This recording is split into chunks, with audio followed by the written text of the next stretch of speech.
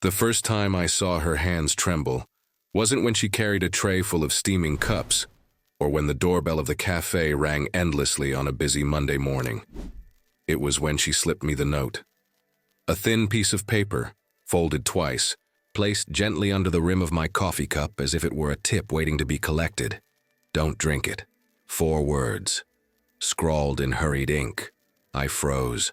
The cafe around me blurred into a haze of chatter, clinking porcelain, and the hiss of the espresso machine. Everyone kept talking, laughing, sipping their lattes while my world tilted into silence.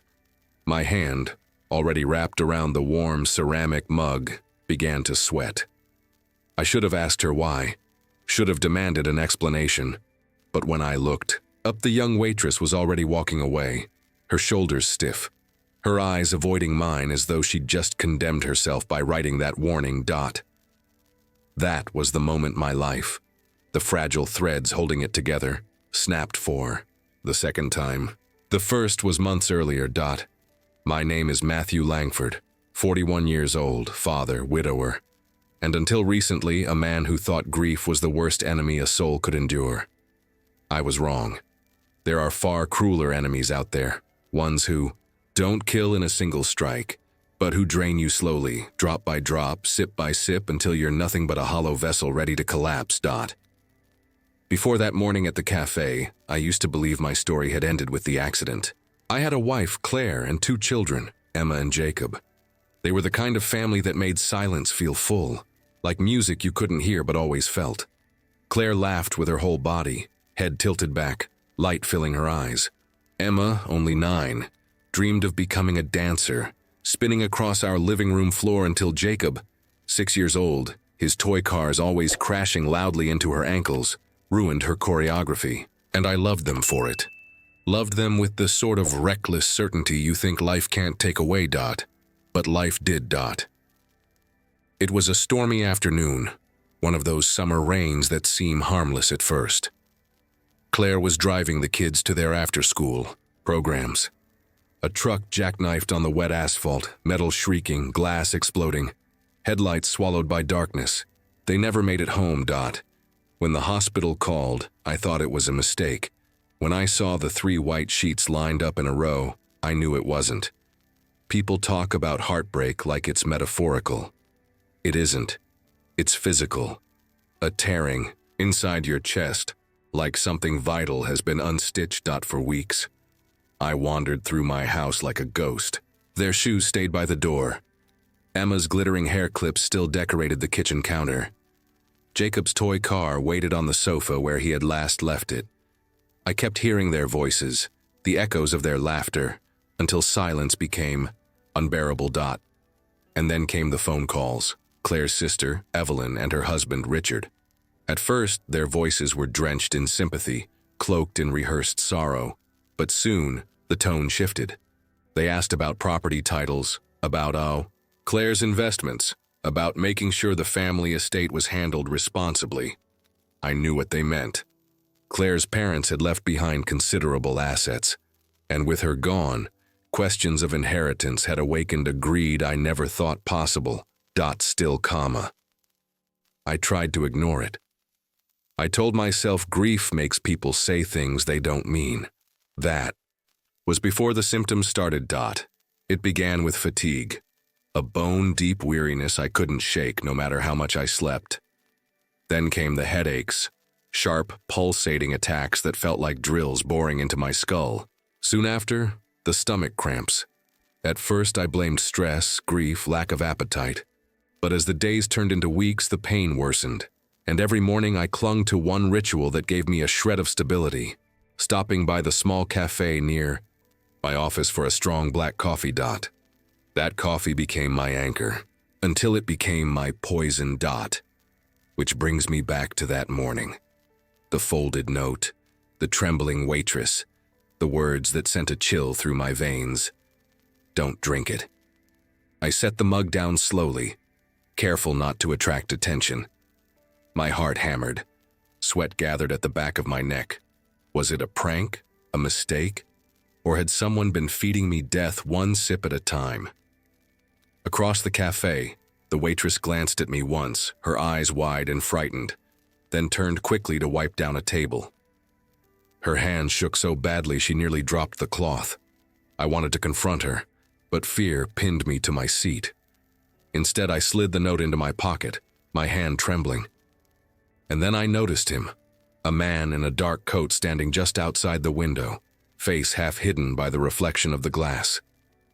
He wasn't drinking, wasn't talking, just watching. When our eyes met, he pulled his hood up, turned sharply, and vanished into the crowd. The coffee steamed quietly on the table in front of me, fragrant, familiar, and suddenly sinister. Didn't drink it, But I knew something had already been inside me for weeks, and now a terrible question refused to leave my mind. Who wanted me gone? And why now? I didn't touch the cup. I slid it toward the center of the table, as if distance could make it less lethal, and breathed through the roar in my ears until the world sharpened into focus again. Then I did something I hadn't done since Claire died. I thought like a survivor, not a mourner. I stood, keeping my movements casual. Could I get a lid? To go, I asked, voice steady enough to fool strangers. The waitress, same quick hands, same tremor at the knuckle, froze for a fraction of a second. Her gaze flicked to the cup, then to me. Of course, she said and reached under the counter. Up close, I could see the smear of ink on her palm, a thin black crescent where the pen had bit into her skin. She snapped on a lid and slid the cup back without meeting my eyes. I didn't drink it, but I did what I came to do. Outside, behind my car, I tipped a spoonful into a little amber pill bottle I kept in my glove compartment, the leftover from a prescription the grief therapist said would help me sleep. I sealed it tight, wiped it clean, and labeled it with the date in my cramped accountant's script. The bottle felt heavier than glass when I slipped it into my coat. My phone buzzed as if on cue. Evelyn. Matthew, she breathed, more sigh than greeting. How are you holding up? I've been thinking of you. The last time Evelyn had thought of me, it was to ask, softly, sweetly, whether I'd considered transferring the lake house deed to a family trust she happened to administer. I let the silence stretch until it became awkward. I'm fine, I lied. Are you? Her voice gentled, a pianist's finger easing down on a minor key. You sound tired. Richard and I were wondering if we could stop by this evening. There are matters we should discuss. Which matters? Oh, small things, she said, which meant large things. Claire's accounts, the Langford shares. The advisor said it would be best to make decisions while everything's still in motion, as though grief were a train I could catch if I ran fast enough. I pictured her manicured hand closing around a set of keys that had belonged to my wife's grandparents. Not tonight, I said. I have plans. A delicate pause. Plans? I'm seeing Uncle Hank. That gave her a tiny hitch. She recovered quickly. Of course, give him my best. Another pause. Take care of yourself, Matthew. We can't have you unwell. The line was full of static, but I heard the word anyway. Unwell. An assessment. A wish. I drove, not to the office, not home, to a squat cinder block building on the edge of an industrial park, where the sign read, We Take Her Auto and Small Engines in faded red. Hank had retired 5 years ago, but never quite retired. The shop smelled like oil and coffee and stubbornness, and I felt better the second I walked in. Kid, he grunted, wiping his hands on a rag. He'd called me kid since I was taller than him. You look like you crawled out of a dryer. Good to see you too. I set the amber bottle on the workbench. I need your brain. Hank eyed the bottle without touching it. Ex-military police, later security consultant. Always the man who saw through the smoke to the fire. Talk, I told him. The note, the trembling hands, the man in the coat, the call from Evelyn with its soft knives. I didn't cry. I'd wasted enough salt. He listened with that knotted brow stillness that made you feel either safe or exposed. You did right not drinking, he said at last. Chain of custody matters. This is clean. Pill bottle? labeled no contamination. He nodded, satisfied. I've got a friend at a private lab, works on the down low. We'll run a panel. Heavy metals, alkaloids, whatever makes a body quit slow. He slid the bottle into a zip. Bag sealed it, wrote ML coffee in block letters. Until we know you don't eat or drink anything you didn't make yourself. Understood? I thought of the empty house, the loud silence, the way the fridge light seemed too bright when I opened the door at 3 in the morning. Understood. And the girl? The waitress? My mouth went dry. Her ink-smeared palm, the way her eyes had skittered off mine like stones skipping water. She warned me. Or she warned you to make sure you did exactly what they wanted you to do next, Hank said. A warning is a leash if it pulls you into the right alley. I hated how quickly suspicion bloomed. You think she's involved? I think you don't know, which is the same thing as danger. He leaned closer. Don't confront her. Not yet. Watch. People trying to do the right thing make noise. People paid to do the wrong thing make patterns. My phone buzzed again. A new text. Unknown number. You looked pale today, Matthew. Coffee not sitting right. Hank's eyes flicked to mine. Don't reply. Another text 10 seconds later. Don't worry. Help is on the way. We'll relieve you of your burden soon. My hands went cold. Burden. Evelyn's word. The language of vultures trying to sound like priests. Hank took the phone, photographed the messages with his own, then powered mine down. They're poking to see if you'll squeal, he said. We'll let them think you're too tired to squeal. I stared at the scar that ran from his thumb to his wrist, a pale crescent earned in a story he'd never tell. She said they wanted to come by tonight. Evelyn and Richard. Good. Let 'em come, Hank said, eyes narrowing, brain already laying wire in the dark. Not tonight. Soon. We'll set the stage first. I should have felt relief. Instead, I felt the old ache rise, grief kicking at the bars. I keep walking into rooms expecting to hear Emma's feet on the stairs, I said quietly, and Jacob's cars under my heel. I know, Hank said, and because he said it like that, flat, steady, honest, it steadied me. We honor them by not letting a pair of snakes turn their memory into a purse. We spent an hour mapping what came next. I would keep routine. I would not mention labs or bottles or notes. Hank would get the sample tested. We would watch. The cafe, the alley behind it, the waitress. We would let Evelyn believe I was slipping, then we would let her talk. Hank listed equipment in his clipped pen on a pad. Micro camera, audio recorder, timestamps, and the sound of the pen scratching paper felt like anchors dropping in a storm. By the time I stepped back into the late afternoon, the sky had gone the color of old pewter. The parking lot was empty except for my sedan and a battered pickup with Whittaker stenciled on the door. The air smelled like rain and hot brakes. I clicked my fob. The car chirped obediently. That's when I saw it. An envelope tucked under my windshield wiper. White, clean, no stamp, no address. My name on the front, block letters, all caps. Matthew. Hank was 2 steps behind me when I slid it free. Inside, a single glossy photograph and a slip of paper. The photo was of me at the cafe window this morning, my hand around the mug, the steam ghosting my face. Shot from outside, close. Whoever took it had been near enough to count my eyelashes. The paper held a single word, typed in the middle of the page. Drink. Hank put a hand on my shoulder. Not comfort this time. Restraint. My pulse beat in my mouth. If they could get that close without me seeing, what else had I failed to see? And who, exactly, was the waitress saving, me or them? The morning after the note and the strange envelope, I woke up drenched in sweat. My head throbbed, my stomach churned as if something corrosive was eating me from the inside. I staggered to the bathroom mirror, my skin pale, my eyes rimmed red. For a moment I thought I was imagining it, that grief, stress, and paranoia had finally cracked me open. But then I remembered the note from the waitress, the envelope tucked under my windshield wiper, and the subtle smirk on Evelyn's face when she asked about my late wife's assets. No comma, this wasn't in my head. Someone was tightening a noose, Round my life. I called my Uncle Hank. He answered on the second ring, his gravelly voice steady as ever. "You sound like hell, Matt." "I don't feel much better," I admitted. "Uncle, something's happening. I think someone's trying to poison me." There was silence on the line, then the rustle of a chair scraping across hardwood.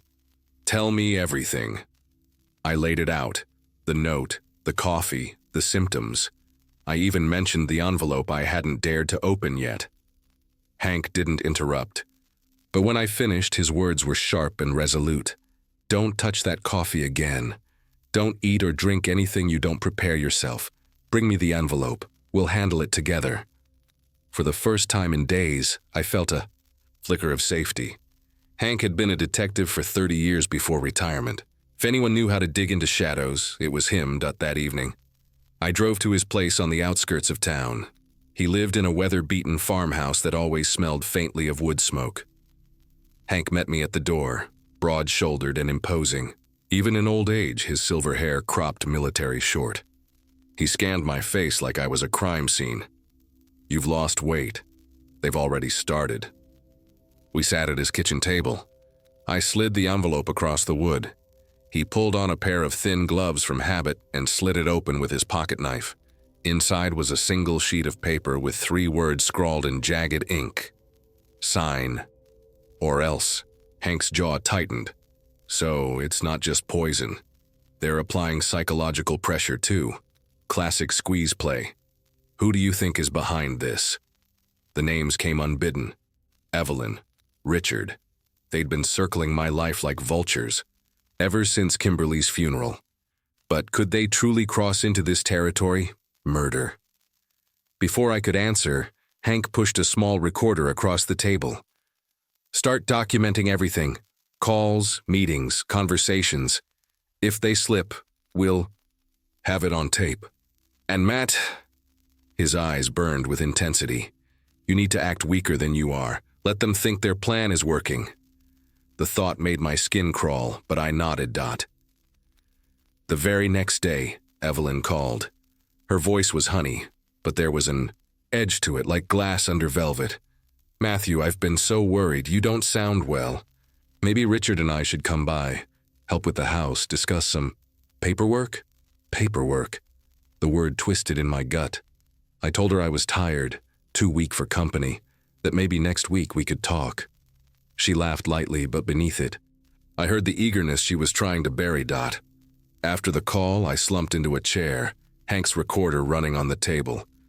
I realized just how carefully this game was being played. If they couldn't break me with poison, they'd try to corner me with fear, contracts, and signatures. But there was another piece of the puzzle I couldn't ignore. The waitress. Why had she risked warning me? Why slip me that note instead of staying silent? 2 nights later, I returned to the cafe. She was there again, her dark hair pulled into a messy bun, her eyes sharp beneath the weariness of long hours. When she handed me my coffee, I noticed the faintest tremor in her hands. I pushed the cup aside. "I didn't drink it last time," I said quietly. "Why did you warn me?" Her eyes widened, then flicked nervously toward the manager behind the counter. She leaned close, her whisper barely audible over the hum of the espresso machine. "Because I heard them, talking about you, about how easy it would be." "Who?" I asked, my heart pounding. But before she could answer, the manager barked her name, and she stepped back, her face shuddered. "Enjoy your coffee, sir," she said louder, the mask back on. I left without touching the cup, my pulse racing. Hank was right. This wasn't paranoia. Someone inside that cafe was involved, and the waitress, whether ally or pawn, was entangled. That night, as I lay in bed, the weight of it pressed down on me. My body weakening, my enemies circling, my allies uncertain. I stared at the ceiling, every creak of the house sounding like an intruder. Somewhere in the darkness, Evelyn and Richard were waiting for me to crumble. And I had to wonder, would the poison in my veins or the pressure on my mind break me first? Matthew realizes both the poison and the manipulation are accelerating. While the waitress's warning confirms the conspiracy is real, but he still doesn't know who to trust. Hank took the coffee sample to his contact at a private lab, but results would take days. In the meantime, I tried to live normally, or at least as normally as a man who suspected his own family of trying to kill him could. At work, I barely functioned. My eyes burned from lack of sleep, and my body ached in ways that made me feel older than my years. Colleagues asked if I was all right. I lied. How could I tell them that every sip of water, every bite of food, felt like playing Russian roulette? That evening, I came home to find Evelyn's car already parked in my driveway. She and Richard stood on my porch, dressed impeccably, as though they were attending a business meeting instead of calling on their grieving brother-in-law. "Matthew," Evelyn said warmly, stepping forward to embrace me before I could object. Her perfume was sharp, cloying, invasive. "We were worried. You've been avoiding us." "I've been busy," I said. My voice was thin, unconvincing. Richard gave me a once-over, his smile clinical. "You don't look well. We were right to come." He held up a slim leather folder. "We've brought some documents, just routine, of course. Things to make sure Claire's estate is handled properly." I froze. "Documents? What kind of documents?" "Power of attorney," he said smoothly. "To help manage things while you recover. You don't want to be burdened with legal affairs in your condition." My condition. The words landed like a knife between my ribs. Evelyn touched my arm. Her voice honeyed. "Matthew, this isn't about us. It's about protecting what Claire worked so hard to preserve. We don't want strangers interfering. We're family. Let us help you." Every instinct told me to throw them off my porch, to slam the door in their faces. But Hank's voice echoed in my head. "Let them think their plan is working. Play weaker than you are. So I sighed, slumped my shoulders, and let them inside. We sat in the living room. Evelyn perched on the edge of the sofa, hands folded neatly in her lap, her expression a mask of sympathy. Richard opened the folder and slid a paper across the coffee table toward me. Lines of dense legal text blurred before my eyes. My pulse hammered. "I can't sign anything right now," I said quietly. "Not without my lawyer." Richard's smile faltered. "Lawyers complicate things. This is simple. Just your signature, nothing more." Hank had anticipated this. He'd slipped a small recorder beneath the lamp the night before. Its tiny, red light blinked faintly, hidden from view. Every word they spoke was being captured. Evelyn leaned closer, her voice barely above a whisper. "Matthew, if you keep resisting, you'll make everything harder on yourself. You're not strong. You need someone to carry this load. Don't you trust us?" "Trust." The word tasted bitter. I pushed the paper back toward them. "Not tonight. I need rest." The mask slipped for just an instant. Evelyn's smile tightened, Richard's jaw clenched. Then it was back again, the performance of concern. "Of course," Richard said, gathering the papers. "We'll leave. Them with you. Think it over, but don't take too long. Time isn't always on our side." The words lingered after they left. Time isn't always on our side. I locked the door, drew the curtains, and collapsed into the armchair. My hands trembled as I texted Hank. They came. They tried to make me sign. Recorder running. He replied minutes later. "Good. Let them keep talking. We'll get them on tape. Don't touch those papers." I stared at the folder sitting on the coffee table like a venomous snake. They weren't just circling anymore. They were inside my house, setting their traps right in front of me. That night, my symptoms worsened. My stomach cramped so violently I thought I might pass out. My skin burned hot, then icy cold. I curled on the bed, clutching my sides, gasping for air. Images of Claire, Emma, and Jacob flickered through my mind. Their laughter, their warmth, now just echoes in an empty house. When dawn came, I was drenched in sweat, my sheets tangled like a battlefield. Dragged myself to the kitchen and poured a glass of water, staring at it suspiciously before forcing a sip. The phone buzzed again. Another unknown number. Another message. "We saw the papers on your table. Why wait? Sign now. End the suffering." I dropped the phone, my hands shaking so hard it clattered against the tile. They weren't just manipulating me. They were watching me inside my own home. I backed away from the window, heart racing. The curtains were drawn, yet I felt the weight of unseen eyes pressing against the glass. Whoever they were, wherever they hid, they weren't going to stop until I surrendered, or until my body did. 3 days crawled by like years. I went through the motions of work, but my body betrayed me. Headaches carved trenches in my skull, and nausea rolled through me in waves. Each night I woke drenched in sweat, certain that the poison was still gnawing at my insides. Hank called just after dawn on the 3rd day. His voice was calm, but there was an edge to it. "Matt, come by the shop. We have something to discuss." When I arrived, the garage smelled of oil and damp earth. Hank stood at the workbench with a folder in hand. His face was grave, his shoulders squared as if bracing for impact. He slid the folder toward me. Results came back. I opened it, my fingers stiff. The word swam for a moment before locking into place. Thallium detected, significant traces, chronic exposure consistent with ingestion over several weeks. The air rushed from my lungs. "Thallium?" Hank nodded. "Colorless, tasteless, odorless, perfect for slipping into drinks. Symptoms line up: stomach pain, headaches, fatigue. Keep taking it and it shuts down your organs. You wouldn't have made it another month." My vision tunneled. Someone had been feeding me death 1 cup at a time, and I'd been swallowing it willingly. "Whoever's behind this is patient," Hank said. "They want it to look natural: stress, grief. A man falling apart after tragedy, clean on the surface, fatal underneath." I thought of Evelyn's soft voice, Richard's clinical smile. The document slid across my coffee table. My chest burned with a fury I hadn't felt in months. They're doing this to take what Claire left me. They don't want to wait for probate or lawyers. They want me gone.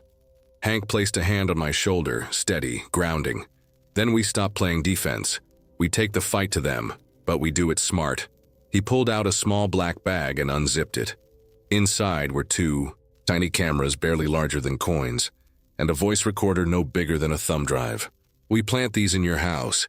Next time they come, you play along. Let them think you're fading, let them talk, we'll capture every word."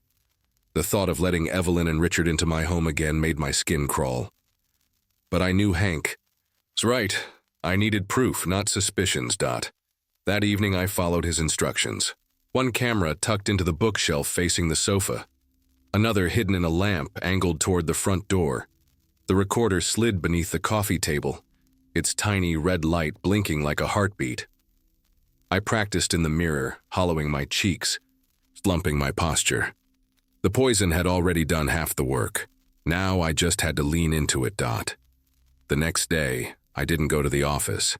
I called in sick, drew the curtains, and let the house sink into shadow. I left dishes scattered, pill bottles. On the counter, blankets in disarray. A portrait of a man wasting away. By late afternoon, the doorbell rang. I dragged myself to the door, my legs unsteady, and opened it to Evelyn and Richard. Their eyes lit up with thinly veiled satisfaction when they saw me. "Oh, Matthew," Evelyn said, her tone dripping with pity. "You look dreadful. You really shouldn't be alone like this." Richard stepped past her, scanning the living room as though he owned it. "We need to talk about those papers. The sooner you sign, the sooner you can rest. Isn't that what you want? Rest?" I coughed weakly, lowered myself onto the sofa, and let my hands tremble. "I don't know if I have the strength." Evelyn sat beside me, her hand light on my knee. "That's why we're here, to take care of you, to relieve you of these heavy burdens." The cameras watched. The recorder listened. I kept my face slack, my body limp. Even as rage boiled beneath my skin, Richard slid the folder onto the table again. "Just 1 signature, Matthew. Then all this can be behind you." I stared at the paper, the letters swimming before my eyes. My hand hovered above the pen. Evelyn leaned in, her voice a hiss meant only for me. "No one would blame you for letting go. You've suffered enough. Sign it, and we'll handle everything. You can finally rest." Her eyes glittered, not with compassion but with hunger. I forced a shallow breath, let my head loll back against the sofa, and whispered, "Maybe tomorrow." Disappointment flashed across her face before she smoothed it away. Richard gathered the folder, lips pressed thin. They exchanged a look, silent and sharp. When they left, I locked the door behind them and sagged against it, every muscle trembling. The recorder blinked beneath the table. The cameras held their secrets. And I knew that soon, very soon, they would reveal exactly how far my enemies were willing to go. But that night, as I lay in the dark, my stomach cramping and my skin on fire, my phone buzzed on the nightstand. A new message lit the screen. "You're running out of time, Matthew. Next drink will finish it." Sleep was no longer sleep. It was a slow drowning, my body sinking into fever and darkness, only to be dragged back by pain sharp enough to carve my ribs from the inside. When morning came, I felt like I hadn't closed my eyes at all. The message from the night before still glared on my phone. "Next drink will finish it." I drove to Hank's shop with the curtains in my car pulled tight and paranoia buzzing in my veins. He was waiting, arms crossed, his face carved in stone. "You look like hell," he said. "Feel worse," I admitted. "They know I didn't sign. They're pushing harder." I handed him the phone. He read the message, his jaw tightening. "They're losing patience, that's good." "Good?" I asked bitterly. "When people get impatient, they get sloppy. Sloppy makes them dangerous, but it also makes them visible. We need them visible." Hank laid a map of my house on the workbench. 2 cameras already covered the living room. "We add one in the hallway, another in the kitchen. If they try anything inside, we'll have it." "And if they decide poison is too slow?" I asked. His gaze didn't waver. "Then we'll be ready. But for now, you keep pretending. Weak, tired. Let them believe their plan is working." The idea of putting on that mask again made my skin crawl, but I nodded. "And what about the waitress?" Hank tilted his head. "Amanda?" "Yes. She warned me. Twice. She's either saving me or saving herself. Then find out which." That afternoon, I returned to the cafe. I didn't order coffee. I sat by the window, waiting. Amanda avoided me at first, moving between tables, her hair slipping from its bun, her face pale. When she finally approached, she placed a glass of water in front of me without being asked. "You shouldn't be here," she whispered. I leaned closer. "Why did you warn me?" Her eyes flicked toward the counter where the manager was busy tallying receipts. Her voice cracked. "Because I heard them. Your name. Your description. They said you were easy to watch, easy to break." "Who said that?" Her lips parted, but fear strangled the answer. She shook her head, backing away. "I've already said too much." I grabbed her wrist, not hard, but enough to keep her from walking away. "Amanda, if you know something, it could save my life, please." Her eyes brimmed with tears, but she pulled free. "Don't come back here again, it's not safe." Then she was gone, vanishing into the back room. I left with my pulse thundering in my ears. Hank was right, noise or patterns. Amanda was noise. And noise meant she was trying to do the right thing. But fear was eating her alive, and fear made people unpredictable. That night I staged the house the way Hank instructed. Curtains drawn, lights dim, dishes scattered like I was too weak to clean. I left the papers Evelyn had given me out on the coffee table. I collapsed into the sofa, a blanket over my shoulders, every detail screaming of a man on his last legs. At 9 sharp, the doorbell rang. Evelyn and Richard stood there again, impeccable as always. Evelyn carried a casserole dish, her smile radiant. "I thought you might not be eating well," she said sweetly. The smell wafting from the dish turned my stomach. They sat across from me, Evelyn setting the casserole on the table as though she were offering charity to a beggar. Richard wasted no time. "Matthew, this can't go on. Look at yourself. You're wasting away. Sign the papers. Let us take care of things before it's too late." I coughed weakly, let my head droop. "Maybe, if I had more time." Evelyn leaned forward, her eyes sharp despite the mask of pity. "You don't have more time. You think we can't see it. You're almost gone, sign it, and you can finally rest. The recorder caught every word. My phone buzzed on the cushion beside me. Evelyn's gaze flicked to it, then away. I let it vibrate, pretending not to notice. In the silence, the sound was deafening. When they finally left, Richard shot me a look over his shoulder. Cold, calculating. The kind of look men give when they're measuring coffins. I shut the door and leaned against it, shaking. Hank emerged from the hallway where he'd been hidden, his camera bag slung over his shoulder. "We've got them," he said. I wanted to believe him, but dread pressed heavier. Because when I picked up my phone, the message waiting there wasn't from Evelyn or Richard. It was from Amanda. "Meet me, midnight, at the back alley behind the cafe. I can't keep quiet anymore." The city was quiet when I pulled into the alley behind the cafe. Midnight had folded the streets into shadows, broken only by the orange glow of a flickering streetlight. I killed the engine, sat in silence, and listened to my heart pound against my ribs. Every instinct screamed at me to turn back. Messages like Amanda's could be bait, nothing more than a lure to drag me out into the open. But her eyes, the tremor in her hands when she slipped me that note, those had been real. Fear leaves marks you can't fake. I stepped out of the car. The air was damp, heavy with the smell of garbage and old coffee grounds. A cat darted across the alley, its yowl echoing off the brick walls. For a moment, I thought I was alone. Then I heard it. Quick footsteps, hesitant, approaching from the far end. "Amanda?" I whispered. She appeared from the shadows, her apron gone, her hair loose around her face. She looked younger without the uniform, but her eyes were wide and frantic, scanning the darkness as if the night itself might betray her. "You came," she said, her voice trembling. "You asked me to." She wrung her hands. "I shouldn't be doing this if they find out." I took a step closer. "If who finds out?" She swallowed hard. "Your in-laws. Evelyn and Richard. They've been meeting with the manager here for weeks. I overheard them more than once. They're paying him to make sure certain things get slipped into your drinks." The world tilted. I gripped the wall to steady myself. "So it's true. They've been poisoning me." Amanda nodded quickly, her breath ragged. "Not just you. They talked about covering their tracks, making sure it looked like depression, like you were wasting away on your own. They laughed about it." Her eyes filled with tears. "I couldn't stand it. That's why I wrote the note. I thought if I warned you, maybe you'd stop coming." My throat tightened, fury rising like fire through my veins. "Why didn't you go to the police?" "They'd never believe me," she whispered. "The manager would deny everything, and Evelyn, she has money, connections. I'm just a waitress. Who would they trust?"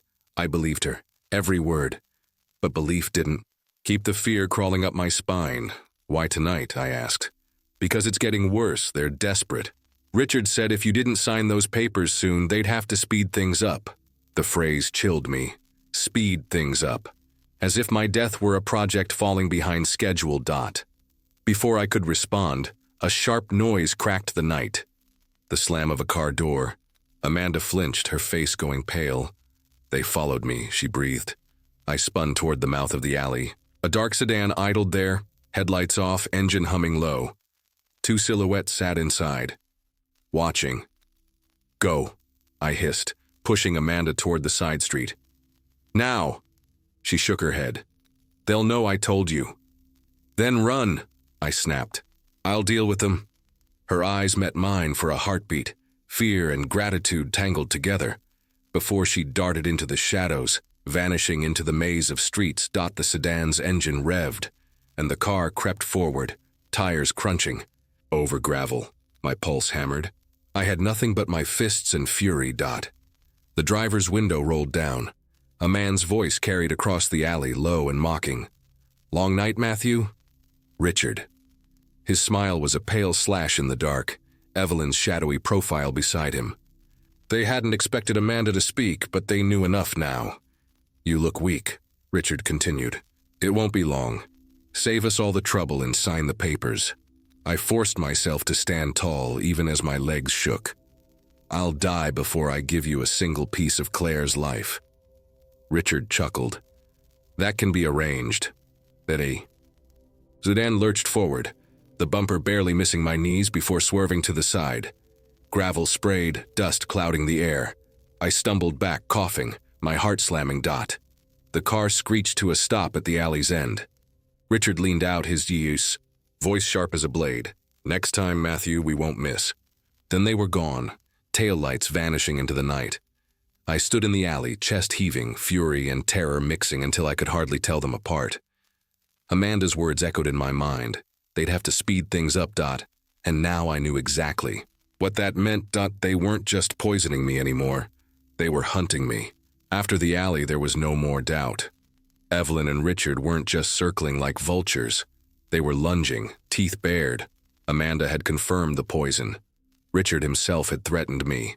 And if Hank and I didn't move fast, I wouldn't live long enough to see justice. We met in his workshop the next morning.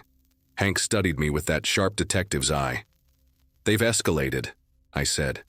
My voice shook, not from fear but from the sickness eating me alive. "Last night, they tried to run me down. Amanda saw them. She knows everything."